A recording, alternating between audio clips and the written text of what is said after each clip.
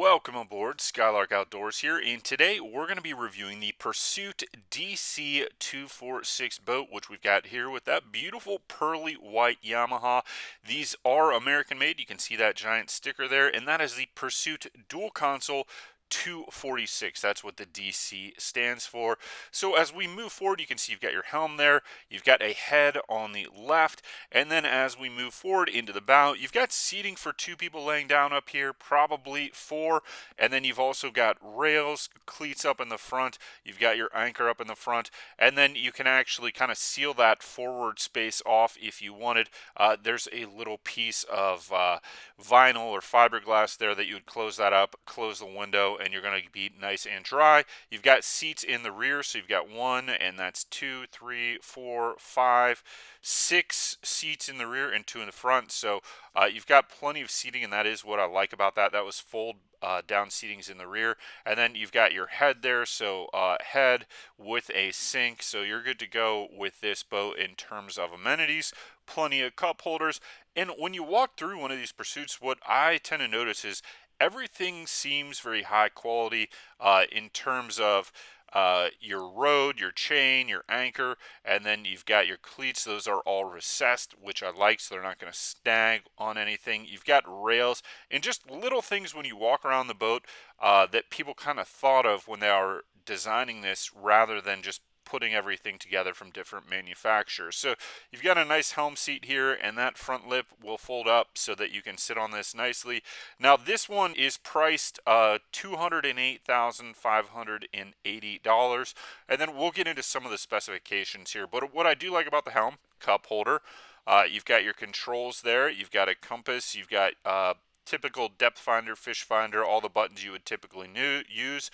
And then this helm seat will actually rotate, which I really like, so that you can be looking rearward if you're at anchor or maybe you're fishing, whatever you're doing, and then you could be hanging out with the people in the back. And then you saw that cooler slides underneath there, which is just another one of those features in terms of being able to use this thing more efficiently with space. You've got a live well back here, and then you do have wash down as well. And then in terms of specifications, there's all kinds of stuff with this particular boat you're going to find that you won't find on your typical bow rider or dual console boat. So you've got a foam filled structural grid in here, and what that's going to do is that's going to dampen some of the vibration. You've got a 5-year hull deck warranty, 5-year blister free warranty, 2-year limited warranty on pretty much everything in the boat. Bronze through hull fittings below the waterline. That is nice to cut down on corrosion over time. Bronze is typically going to be one of the things that lasts the longest. And what I like about this size boat is that on twin axles, this is still relatively easy to trailer, and you could use this either as a lake boat or as a Pursuit. If you want to go fishing on this thing, you absolutely could, and take this thing offshore. So let's get into some of the specifications, and I'll talk about why I like this size boat and something with this layout and just the versatility of this. It is the Pursuit Dual Console 246 boat, but it has an overall length of 25 feet 8 inches, an 8'6" beam, and then with the motor up, you've got 1'9" draft, so very shallow draft, and with the motor down, you've got 2'11" draft, and then bridge clearance is 7'2" if it's sitting in the water. So if you've got a bridge on the way out to the intercoastal or whatever you've got going on, 7'2", you would be okay there. Now, in terms of weight, this is 6,138 pounds. So with a trailer, you're still under 10,000 pounds in most cases, which means that you're going to be able to tow this with like an F-150, a Chevy Silverado 1500, your typical standard pickup truck. And then you've got 118 gallons of fuel, which is a very good capacity for this size boat, which is going to give you a lot of range. You've got 18 gallons of freshwater capacity, 6 gallons of wastewater capacity, and then a 350 horsepower max rating for whatever engine you're going to put on. And I love the Yamaha on there with the white, and then you've got a 21-degree dead rise. You've got trim tabs on this as well, so you're going to be able to adjust your cruising and how you want to ride in this thing. In terms of some of the features that you may not be aware of, this is a self-draining cockpit, so that's great. If you're fishing or if you're in rough water or you're getting some spray, no big deal. I do like that you can close this thing up in the front, so there's a hatch there up in the front, or where you can close basically that window and then that hatch, and that's going to prevent any kind of spray or water if you're in rough seas.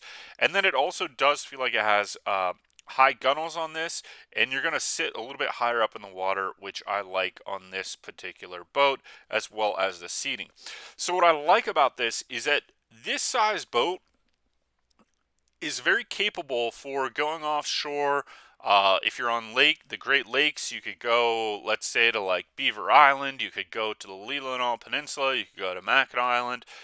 No problem on this on most days. You've got plenty of power for the weight that you've got going here, so you're going to be able to cruise fairly fast. And you've got a bathroom, which I like on this. So even though it's a 26-foot boat, the 24.6 is kind of like the interior length or whatever. You get a lot of capacity out of this particular boat in terms of both seating and what you could do with it, but you can still trailer it very easily. So it could be a lake boat, it could be an ocean boat. You could use this on the intercoastal, you could use this on the Gulf of Mexico. Now, for boating, you got to pick and choose your days on everything. Would you go out in the roughest seas imaginable? Absolutely not on this, but even on a larger boat, you have to make the right decision, and that's really up to you. But it does have a nice hard top, so you've got lots of creature comforts and shade in here. And then I don't know if you saw when I was walking in on this boat actually has a tow tower as well. So if you want to do water sports like water skiing, wakeboarding, or you want to tow a tube, you can absolutely do that with this. And you can kind of do a little bit of everything on this boat. And is it set up for fishing? You've got a live well, and you've got plenty of rod holders. And with that overhead hardtop, you can put rod holders up there. There's some rod holders as well that you could use. So you've got a little bit of everything. You can have kind of a family boat. You can have a fishing boat when you want it. You can have a day boat, and it's easily trailerable with a standard pickup truck. So I like that about this boat, how much versatility is, and you're not really giving up that much in any one category. Sometimes that's the compromise when you get kind of a do-all boat, and I think the compromise here would just be the passenger capacity, right? How many people can you fit on this size boat? And, that's going to be the thing with any boat of this size. But the reality is, there's very few times when you're on a boat where you feel like you want to take more people. I think in a lot of people's minds, you're going to have a lot of people out every weekend. It's fun to have a social activity. But the reality is, I would say 70 to 80% of the time, it's probably just going to be you and one other person or your family or children. And that's about it.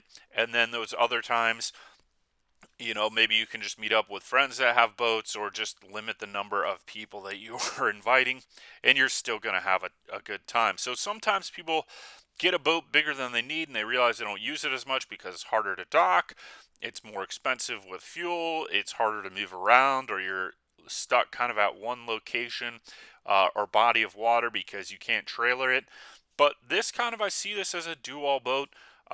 And I really like this size, and I really like the creature comforts and layouts, and they've kind of thought of everything as a turnkey boat that you're going to get a lot of different use cases out of. So I hope you enjoyed this review of the Pursuit DC246 boat. And if you haven't done so already, please subscribe, give us that thumbs up, and you can support the channel by clicking on any of the links in the description. Once again, beautiful boat. I think you got a lot of options with this. So if you're looking at one, I highly recommend go taking a peek and looking at some of the specifications. We'll see you next time.